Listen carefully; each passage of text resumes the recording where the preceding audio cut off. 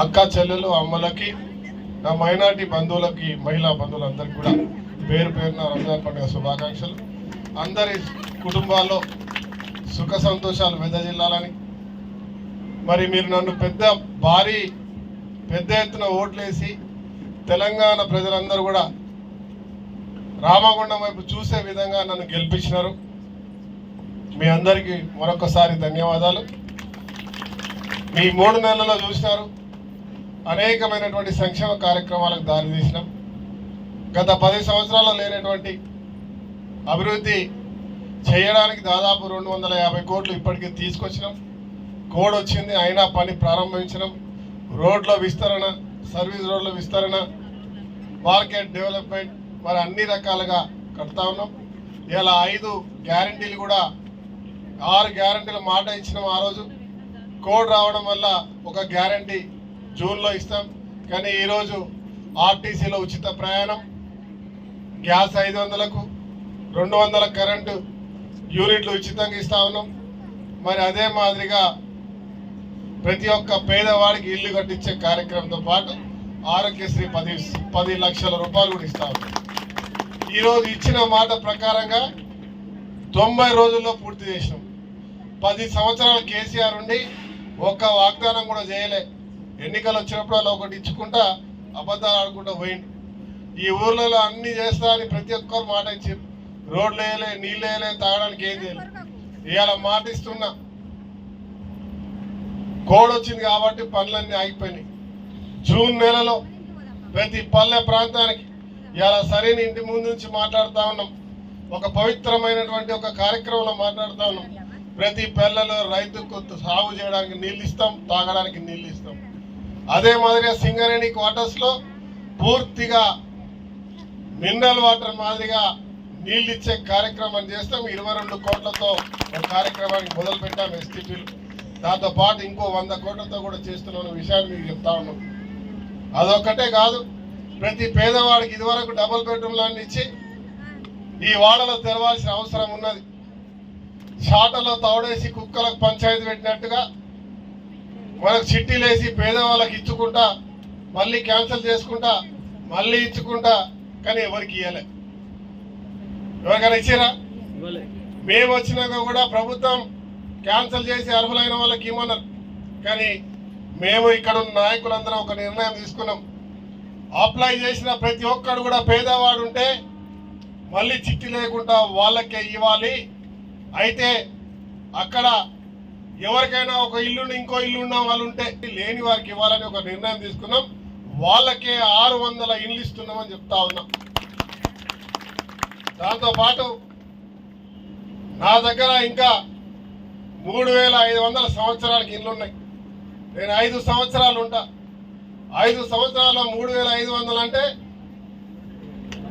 17,500 మందికి 5 లక్షలతో ఇల్లు కట్టించే పని చేస్తామని చెప్తాను.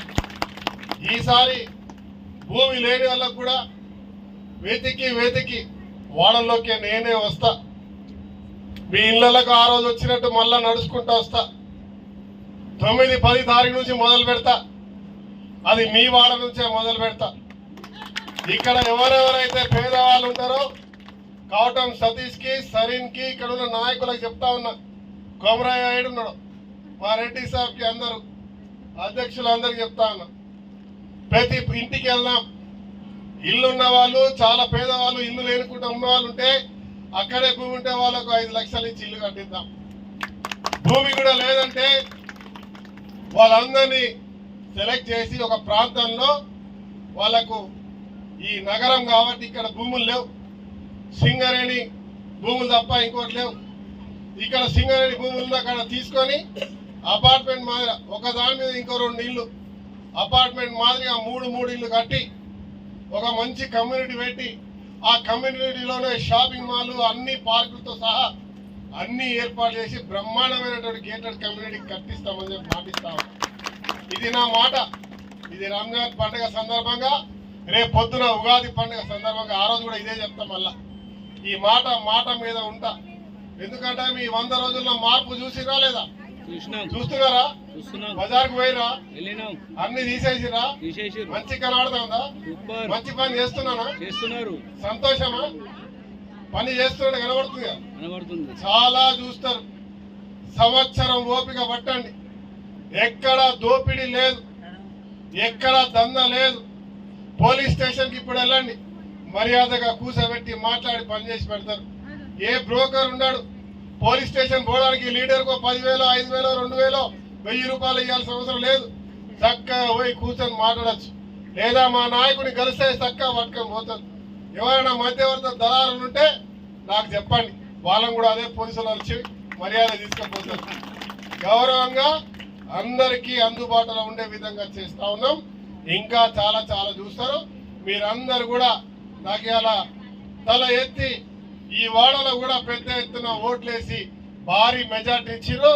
మీరందరు గర్వపడే విధంగా అగో మా వాడు, మా కుటుంబ సభ్యుడు, మా తమ్ముడు, మా అన్న, మా బిడ్డ అని గర్వంగా చెప్పుకునే విధంగా పని చేస్తామని చెప్తా ఉన్నాం.